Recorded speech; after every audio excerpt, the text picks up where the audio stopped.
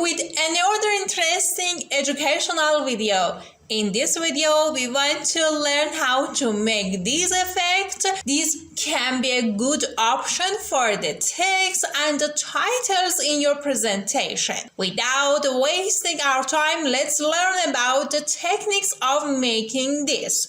I create a PowerPoint file and change the layout of the slide to blank. To make the first work, I will show you the result of it for you. Then we will review the points for making it. A cursor is moving, which is PowerPoint shape, and it moves through text, and it erases the text, and when it came back, the text will appear. So let's see how this work was created.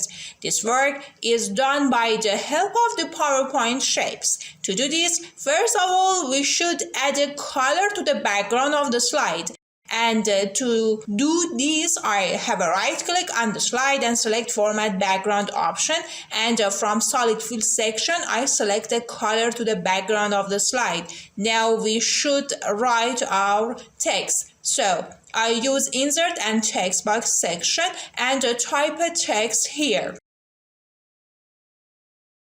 Then I select the text and regulate the related setting like color, size, and font from the Home tab. I recommended you to select a font that shows your text thick.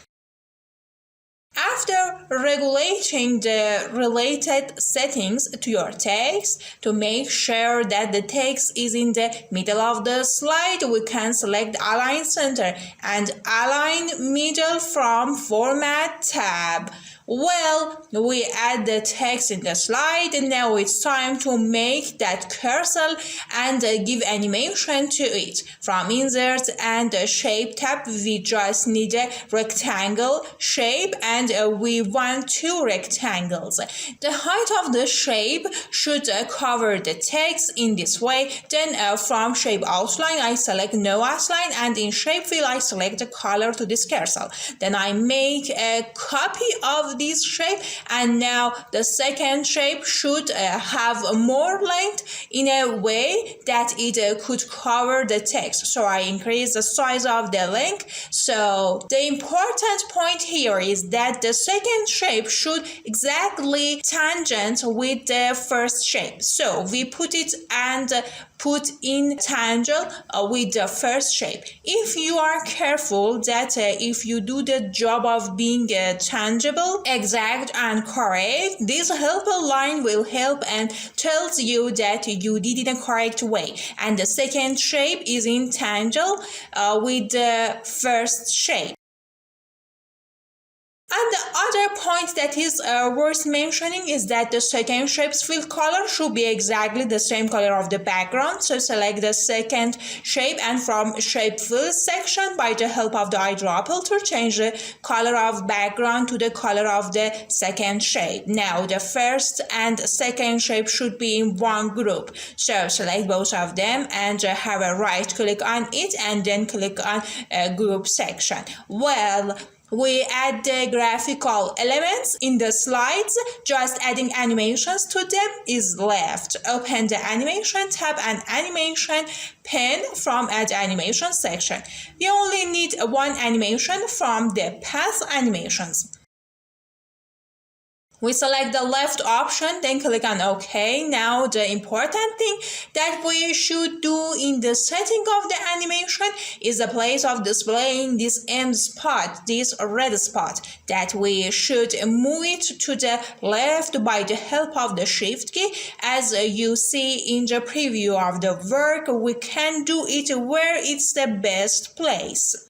Now, we should regulate a setting that is in the Effect option. As you saw in the result of the work, the text appeared by the back movement of this cursor. So this cursor should have back and first movement.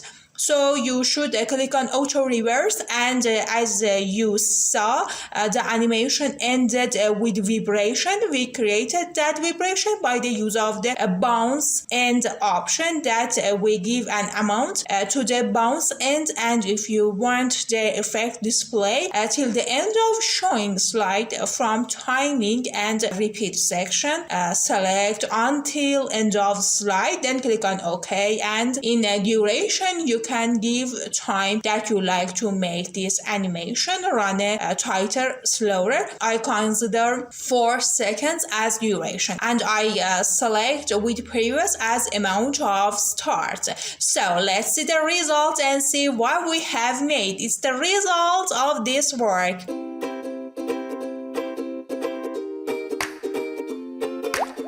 So to make the second one, we see the result again. To recall the information, then make it again. As you see the result, the difference of this work with previous is that when the cursor is moving along the text, the color of the text changes, and at the end, cursor moves to down and disappears. And now we want to make this. I create an empty slide, and to this we need PowerPoint shapes. First, we should add a shape that covers all the slide. Then from insert and text box, we should type our text. Then I select the text and regulate the related setting like color, size, and font from the Home tab. And by using Align Center and Align Middle from Format tab, put the text in the middle of the slide. Now this text should be separated from the PowerPoint shape. This place should be empty, that the other shapes and the cursor be able to be shown. So I select the background shape and the text, and from format and merge shapes section, I select combine option. Now I zoom out. As you see what have a shape that text is deleted by the help of merge shape and combine option. So I put the shape in its own place. And then I can regulate the related setting to shape outline and shape fill. To do this, we also need the helper shapes. From insert and shape, I select the rectangle shape and put it as a cursor in the page and regulate the related settings to shape outline and shape fill. And we need another shape. Again, the text shape should be in tangent with the first shape. I draw the second shape. The length should be more. I zoom out and increase the length of the second shape. But in the second way, the color of the text should be the same as the color of the cursor. I made copy, and that's why the color is same now. I regulate no as amount of outline in this mode. It's not necessary that the first and the second shape be in a group, because we want to give them animation separately. The point is that the second shape that we draw, it should be behind these shapes. I open the selection pane to understand my intention.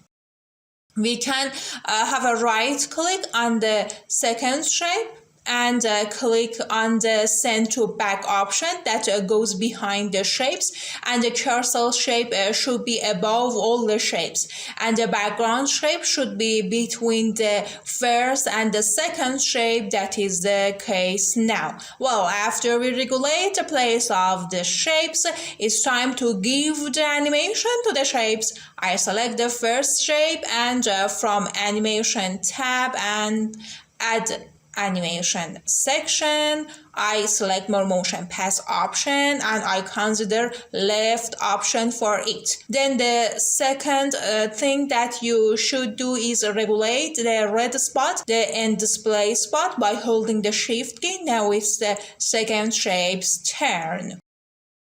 I select the second shape and do the same for the second shape. I select the left option in the motion pass section, just the point that you should take it into account in regulation. The end display spot of the second shape is that I move it to the left side. It should be the same as the first shape's end spot by the using of the shift key. Then we should select two shapes.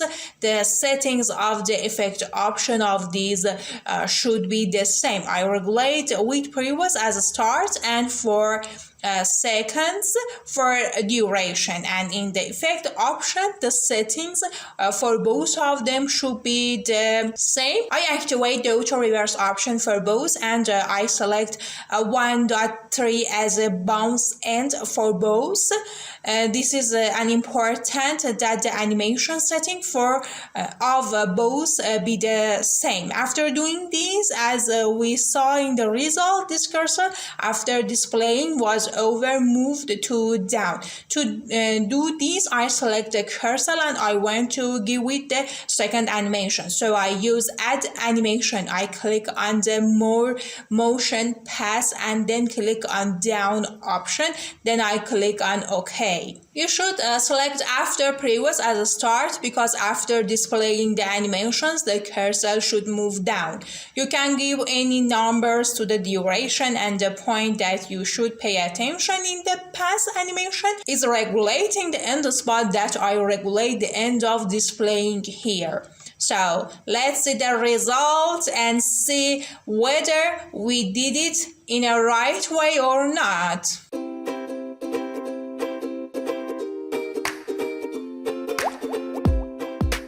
Well, that's right. It's the result of an interesting word that can be used for showing the titles and the text. Hope it was informative and useful for you. I recommended you to practice this by your own and let us know if you have any questions. We will be accountable until you learn another interesting trick from PowerPoint. Goodbye.